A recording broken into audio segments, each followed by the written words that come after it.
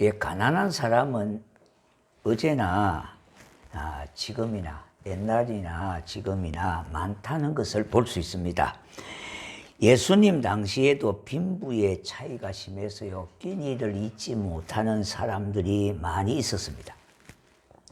그런데 그런 동네는 보면은 질병 또한 다른 지역보다 심했던 겁니다. 그러던 중에 멀리 한 선지자가 나타났는데요, 그 소문이 갈릴리에서 들려오고 있었습니다. 그런데 그 선지자는 다른 선지자들과 달리 그분이 만져주시기만 하면은 많은 질병과 많은 어떤 문제들이 해결되어졌다는 것을 보게 됩니다. 그 소문을 듣고 사람들은 예수님이 활동하시는 갈릴리로 찾아 나선 겁니다. 마침 갈릴리 호숫가에서 활동하시는 예수님 주위에는 수많은 사람들이 그를 따랐습니다. 참으로 신비한 사건들이 거듭해서 일어나고 주옥 같은 하늘의 메시지에 수많은 사람들이 도취해서 예수님을 찾아 나섰던 겁니다.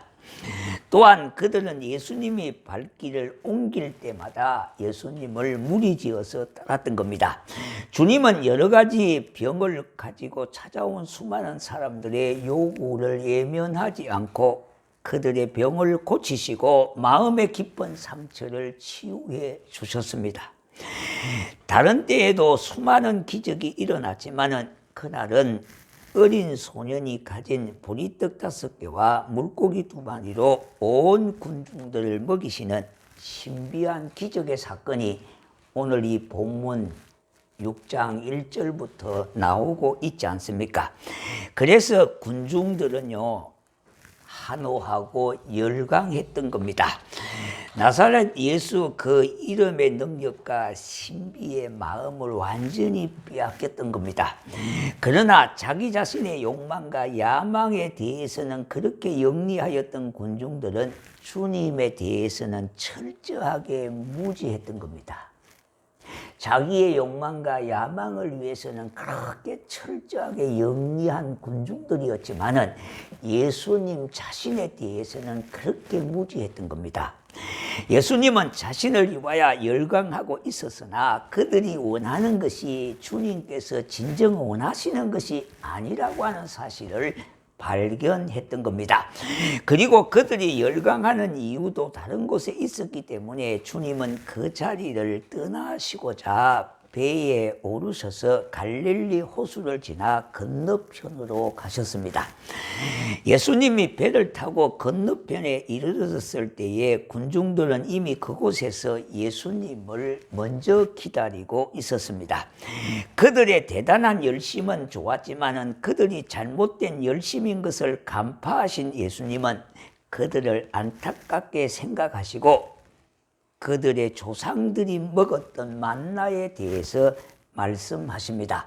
오늘 이 본문 말씀이 거기에 해당되겠습니다. 이스라엘 백성들이 강약길을 걸어갈 때에 어디에서도 양식을 얻을 수 없어서 죽게 되어졌을 때에 그들을 살리시기 위해서 하나님은 하늘 양식인 만나를 내려주셨습니다.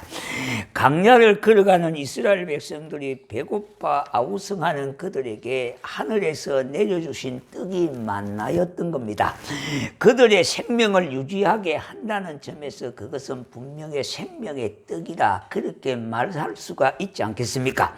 오늘 이 말씀의 핵심적인 요소는 바로 이 부분에 있습니다. 하나님은 이스라엘 백성들을 강야로 인도하시고 때를 따라 먹이신 것이 만나였습니다. 모세는 불완전한 인간 아닙니까? 하나님의 심부름꾼 아닙니까? 하나님께서 만나가 내리도록 기도한 사람이 바로 모세였던 겁니다. 그러나 이스라엘 백성들은요, 정작 만나를 주신 하나님을 잃어버렸어요. 모세만 쳐다보고 떠받들고 있고요, 진정 만나를 주신 하나님은 가마닥하게 잊어버리고 있었다 이 말입니다. 이제 이스라엘은 영원히 몸이 마르지 않고 생명의 양식인 영적인 만나를 먹여야 하는 겁니다. 하나님은 예수를 통하여 새로운 만나를 주셨던 겁니다. 그 만나가 바로 예수님 자신입니다. 그래서 누구든지 나를 먹으면은 영생하게 이루도록 하리라고 말씀하고 있지 않습니까? 예수님께서는 하늘에서 내려온 산떡이라 그렇게 했어요. 죽은 떡이 아니고요, 산떡이라 그래 말씀했습니다. 하나님께서 모세를 통하여 광야에서 준 떡은 육신의 생명을 연장시켰으나 생명의 산떡이신 예수님을 먹는 자는 영생을 얻게 하게 하신다고 말씀하고 있습니다. 사람이 먹어야 하는 양식은 떡은요, 모든 사람들이 날마다 먹지 않으면 배고파서 죽게 되는 겁니다. 마찬가지로 예수님을 믿지 않는 자는 영원히 죽음을 맛보게 되어지는데 그것이 영멸이라는 겁니다. 예수님께 참 생명이 있는데 이 참 생명은 예수님 자신인 겁니다. 우리가 예수님을 모셨다면 참 생명을 갖고 산다 이 말이에요. 모시고 산다는 겁니다. 33절은 이것을 말하여 하나님의 떡은 하늘에서 내려 세상에 생명을 주시는 것이니라 그렇게 설명하고 있습니다. 강약길에서 생명의 이업을 받고 있는 그들에게 만나를 내려주셨듯이 주님은 죄악으로 죽어가는 사람들을 위하여 생명의 떡으로 이 세상에 오셨음을 말씀하고 있습니다. 생명 주시기 위하여 이 세상에 오셨습니다. 그렇습니다. 주님이 이 세상에 오시면요, 영원한 생명을 주시기 위하여 오셨던 겁니다. 그러므로 주님은 자신을 가리켜서 35절에서 나는 생명의 떡이니 그렇게 말씀하고 있습니다. 그러니 군중들의 반응은요, 우리에게 그 생명의 떡을 달라고 하는 겁니다. 그들은 먹어도 배고프지 않고 어떤 신비한 것인 줄로 알고 그렇게 요청했지만은 그들이 구하였던 것은 바로 육신을 위한 떡이었던 겁니다. 그러니까 하루 세 끼 밥 먹는데 시간 뺏기지 말고 하루에 한 번씩만 먹으면요, 하루 종일 견딜 수 있는 이와 같은 것을 요구했던 겁니다. 주님은 영원히 죽지 아니할 생명의 떡을 주시기 위하여 오셨다고 말씀했는데 군중들이 요구한 것은 육신의 떡을 요구하고 있는 겁니다. 예수의 자신의 전부를 주신 사건이요, 그것은 자신을 찢어야만 가능한 일이었기 때문인 겁니다. 예수님 그분이 찢기시고 상함으로 우리가 생명을 영원한 생명을 얻고 새 생명을 얻고 거듭나게 되어졌다고 말씀하고 있습니다. 이 생명의 떡을 받아들이는 자는 영원에 이르게 되는 새 생명의 사람이 되어지는 겁니다. 그래서 예수 새 생명, 우리는 예수로 인하여 새 생명을 얻었습니다. 이와 같이 새 생명은요, 주님이 십자가에서 찢기시고 고통당하심으로 얻은 생명이 새 생명이신 겁니다. 독일 서부 할레라고 하는 도시에 경건한 의사였던 리히터 박사라고 하는 이 박사가 있습니다. 물론 의학 박사죠. 그가 십자가 형틀에서 당하신 주님에 대한 육체적인 고통에 대해서 이렇게 적고 기록하고 있습니다. 몸은 부자연스러웠고 움직일 수 없는 자세였다. 그리고 팔이 심하게 뻗쳐져 있기 때문에 조금만 움직여도 온몸에 엄청난 고통을 느끼게 되며 특별히 상처가 난 등과 찢긴 부분들이 너무나 고통스러웠다. 못 들은 손과 발의 가장 민감한 부분에 점점 더 고통을 일으켰다. 찔린 곳에서는 염증이 생기기 시작했을 것이고 몸에 심한 긴장으로 인하여 혈액순환이 장애를 일으켰고 무더운 중동의 날씨에 피에 계속해서 쏟기 때문에 견딜 수 없는 목마름이 점점 더 심해갔다. 계속해서 쏟아지는 피는 극심한 빈혈과 두통을 일으킨다. 폐에 있는 혈액은 누적되고 가슴을 압박하여 형언할 수 없는 괴로움을 자아낸다고 십자가에 달리신 예수님에 대한 육체의 고통을 묘사하고 있는 내용입니다. 주님이 받으신 이러한 고통으로 인하여 우리가 살게 되어졌습니다. 그 놀라운 사랑이 십자가의 구속의 사랑 아닙니까? 참된 사랑은 고통을 수반하게 됩니다. 우리에게 영원한 사랑과 영원한 생명을 주시기 위하여 예수 그분이 이렇게 고통을 당하셨다는 겁니다. 사랑에는 고통이 따른다는 말씀. 그 사랑을 가지시고 우리에게 다가오신 주님은 영원한 생명을 주노라고 선언하십니다. 나는 생명의 떡이니 그렇습니다. 우리 때문에 주님은 이런 십자가의 고통을 받으셨고 새로운 생명을 주셨습니다. 그런데 전혀 다른 관심을 가지고 나오는 청중들이 있지만 주님은 이렇게 생명을 선언하시고 은혜를 덧입혀 주셨습니다. 그 은혜가 아니었다면 우리가 어떻게 하나님 앞에 설 수가 있었겠습니까? 하나님의 은혜 때문에 냉담한 은혜에 대해서는 냉담한 청중들은 하나님 사랑에 대해서는 무감각하였지만은 그들에게 은혜의 빗줄기를 비추어 주셨습니다. 나는 생명의 떡이니 내게 오는 자는 결코 줄이지 아니할 터이요 나를 믿는 자는 영원히 목마르지 아니하리라 하신 겁니다. 주님은 생명의 떡을 나누어 주시기 위하여 십자가로 나아가셨습니다. 이렇게 십자가를 통하여 우리는 하나님의 진노의 대상이며 심판의 사람들이 이제는 하나님의 백성이 되었습니다. 이렇게 십자가를 통하여 백성된 사람들이 모여서 하나님 앞에 감격의 예배를 드리는 겁니다. 예배에는 회중들에게 하나님께서는 다시 귀한 사랑을 덧입혀 주시는 것이 예배라는 겁니다. 나를 믿는 자는 영원히 목마르지 아니하리라. 은혜의 샘을 공급해 주시고요 능력을 입혀 주시는 것이 바로 예배라고 하는 겁니다. 초대교회로부터 기독교의 예배는요 두 기둥에 의해서 세워졌습니다. 그 첫 번째는 말씀의 예전입니다. 두 번째는 성만찬의 예전입니다.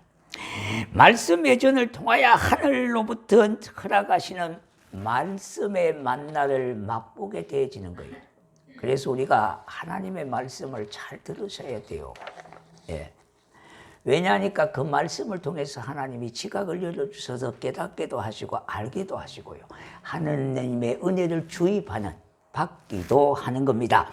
우리는 설교를 통하여 하나님의 음성도 듣게 되어져요. 깨달아지는 음성이 있어요. 예. 다시 나를 너희에게 주노라. 그리고 우리는 성만찬을 통하여 친히 허락하시는 하나님이 자기를 우리에게 주심을 경험하는 것이 바로 성만찬이에요. 잔을 들고 떡을 들 때마다 주님의 몸과 피를 기억하라, 기념하라고 그랬잖아요. 그러니까 지금도 우리를 위하여 주님께서는 몸을 내주시고 주님의 피공로 의지하여 하나님의 자녀가 되어졌다고 하는 사실, 나를 대신하여 죽어주시고 나를 대신하여 살아나심으로 인하여 영생에 이르게 하신 하나님의 은혜를 깨닫게 되어지는 것이 바로 성만찬이라는 거예요. 종교개혁 이후에 성만찬의 예식은 좀 약화되어졌습니다. 옛날 초대교회는 예배를 드릴 때마다 성만찬을 했어요. 그런데 종교개혁 이후에 개혁교회는 그렇게 하지 아니하고요. 그저 1년에 서너 차례, 저희 교회 같은 데는 한 5차례 정도 성만찬을 합니다. 물론 순복음교회 같은 데는 보면 매주일 성찬식을 해요. 그래서 예배 시간이 거의 2시간 가까이 돼요. 1시간 40분, 50분이에요. 자, 영국이 낳은요 세계적인 설교가인 스펄전 목사님이 계셨습니다. 그 목사님이 어느 날 길을 걸어가다가 한 소년이 거리에서 새장을 이렇게 막 흔들면서 그 속에 있는 새를 못 살게 괴롭히는 것을 눈여겨보았습니다.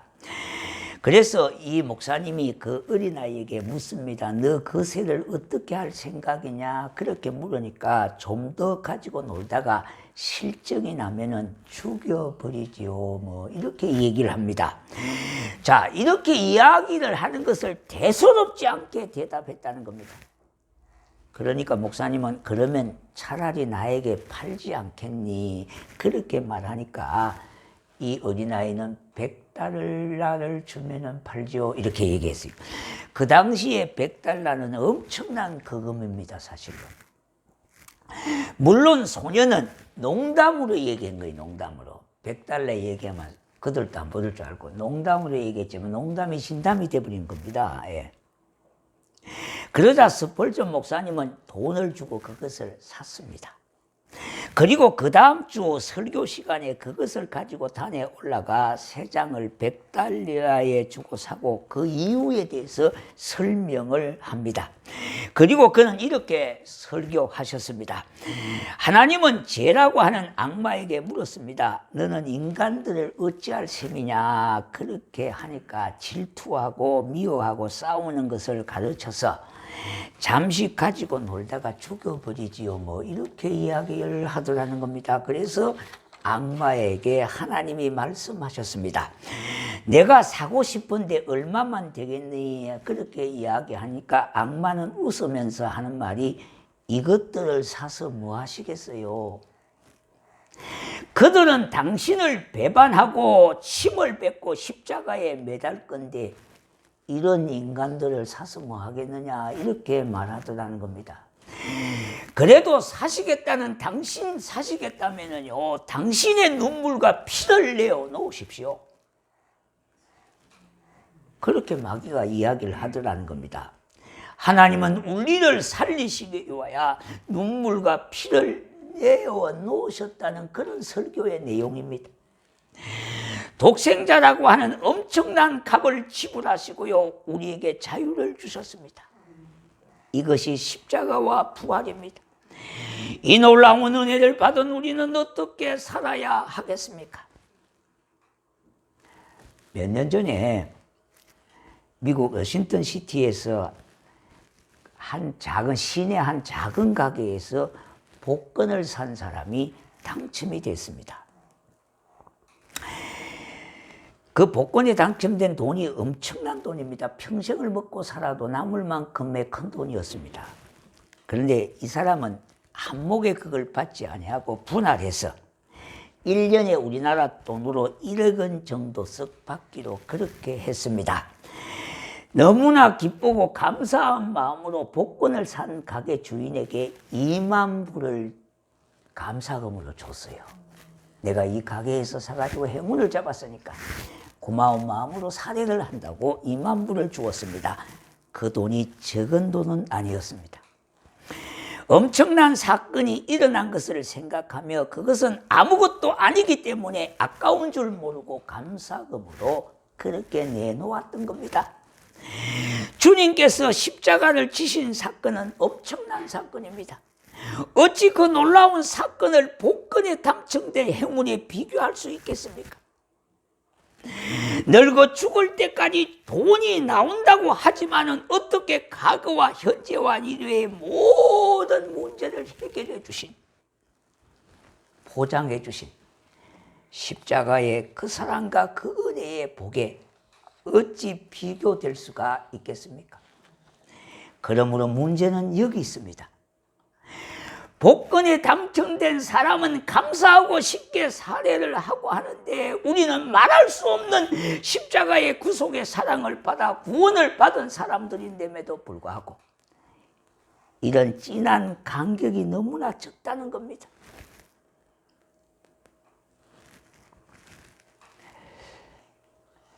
어제 42에 이제 저희 서울 북로에 고시부에 면접을 받습니다. 어제 이제 고시를 마치고. 근데 이제 제가 모 교회에 이제 피택 대신 집사 되죠. 장로로 피택된 문급을 면접을 보는데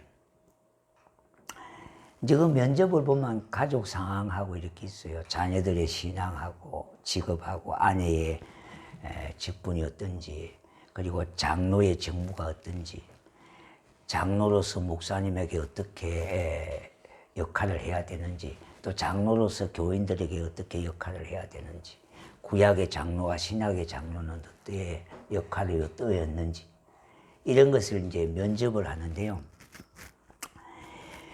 그런데 제가 이제 면접을 하는데 이 보니까 이제 거기에 보면은 구원에 관한 문제도 나와요. 근데 이 피택받은 피택 이제 장로가 되시죠. 근데 이분이요, 저하고 이렇게 면접을 하는데 계속 막 감격해서 우는 거예요. 막 얼굴이 막 이렇게 부르짖으면 막 우는데, 그래서 제가 휴지를 빼서 닦으시라고 이렇게.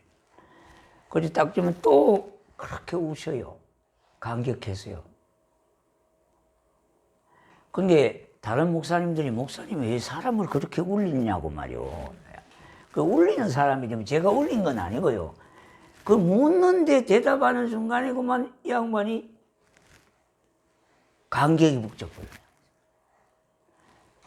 나 같은 사람을 하나님은 무엇이 그렇게 미쁘게 보셔서 장로로 피택되어 줘서 이 소명과 이 사명에 너무나 감사해서 그렇게 감격스러워서 온다는 거예요. 그래서 저는 울리는 사람이 되어버렸습니다. 어떻게 목사님은 사람을 그렇게 잘 울리냐고 그러는데요. 거기 울린다고 우는 게 아니라 그 은혜에 감격스러워서 감격의 눈물이 아니겠어요. 너무나 북받쳐 오는 거예요. 참 감격스러워요. 그래서 제가 주의 몸된 교회에 참 기둥과 같이 흔들림 없이 충성하는 일꾼이 되라고 그렇게 제가 마무리 건면하고 축복기도 해주고 면접을 마쳤습니다만, 자, 우리가 여기에 있습니다. 그 크신 은혜와 능력을 힘있게도 불구하고 힘입었음에도 불구하고 거기에 대한 감격이 적다는 겁니다. 기쁨이 부족하다는 겁니다. 이것이 우리에게 문제 중에 문제입니다. 바로 하나님의 사랑을 알지 못하는 것에 그 어딘이 있으며 주님이 나를 위하여 자신을 주셨다는 것에 대해서 확신이 없기 때문인 겁니다. 그러므로 나는 생명의 떡이니 내게 오는 자는 결코 줄이지 아니하리라. 주님의 음성을 들어야 하겠습니다. 그 사건을 다시 내 가슴으로 체험하는 겁니다. 그러면 역사가 일어납니다. 정말 주님 앞에 와서 믿는 것을 말합니다. 우리는 지금요, 교회력에서 지키는 사순절 기간을 보내고 있습니다. 그런데 본교단은 제83회 총회에서 사순절은 비성경적인 요소가 있기 때문에 지키지 않기로 결의를 했습니다. 그래서 저희 교회도 특별히 사순절이라고 날짜를 세워가면서 그렇게 금식하면 죽겠고 이렇게 하지를 않아요. 아시겠죠? 우리 교단이 결의를 했어요. 종교개혁교회, 칼빈 이후의 종교개혁교회는 이것을 안 지키기로 결의를 한 거예요. 그래서 지키지를 않는 겁니다.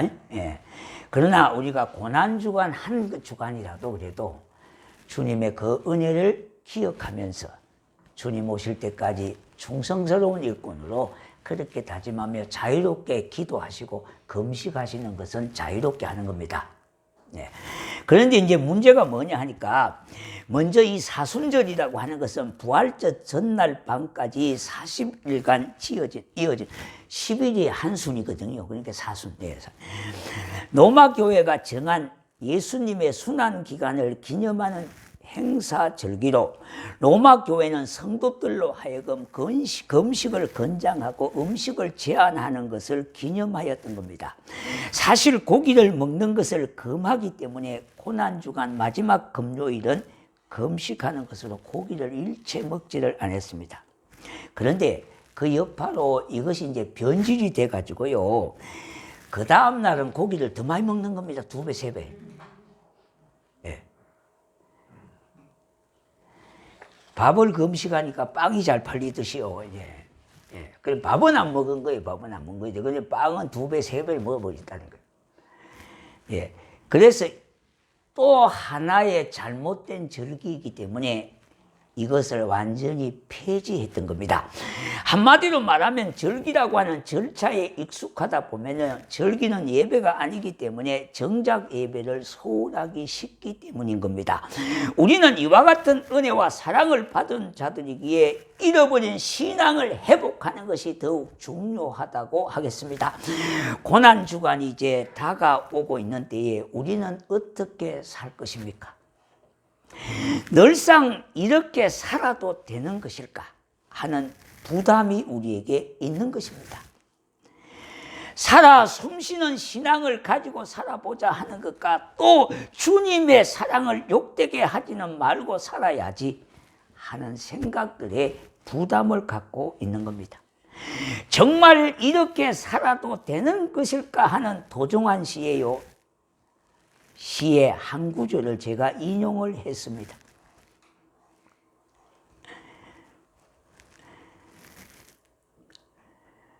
하나님께서 독생자를 내어놓으신 그 놀라운 사랑을 우리는 받은 자가 아닙니까? 우리가 아무렇게나 살아도 안 되며 되는 대로 살아도 안 되는 사람이에요. 다시 나를 너희에게 주노라 하시는 주님의 말씀을 순간순간을 돌아보면서요, 정말 이렇게 살아도 되는 것일까를 물어야 합니다.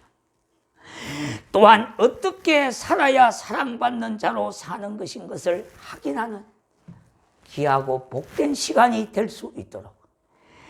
그래서 우리는 고난주간을 이제 앞두고 있는데요, 다가오고 있는데 그 고난주간을 통해서 우리는 이런 거룩한 좀 부담을 좀 가져야 하겠습니다. 물론 신앙은요, 부담 없이 믿는 사람들이 많아졌어요. 그런데 거룩한 부담은 가져야 된다는 거예요. 결국은 부담 없이 믿는다고 하는 것은 편의줄로 흘러가고 신앙 알배기조차 없어버리는 게 많습니다만은, 그러나 거룩한 부담을 안고 그래도 주님께서 나를 위하여 지키시고 삼으시고 온몸을 던져서 나에게 거룩한 생명을 주셨는데, 영원한 생명을 주셨는데 나는 그러면 어떻게 살아야 할 거냐 이 말이에요. 늘상 이래도 살아도 되는 것일까? 여기에 대한 거룩한 부담을 갖고 있어야 되지 않겠습니까? 그리고 어떻게 해야 주님 사랑받고 살 수 있는 사람이 될까? 여기에 대해서 확인하는 시간이 꼭 되시기를 주의 이름으로 축원합니다.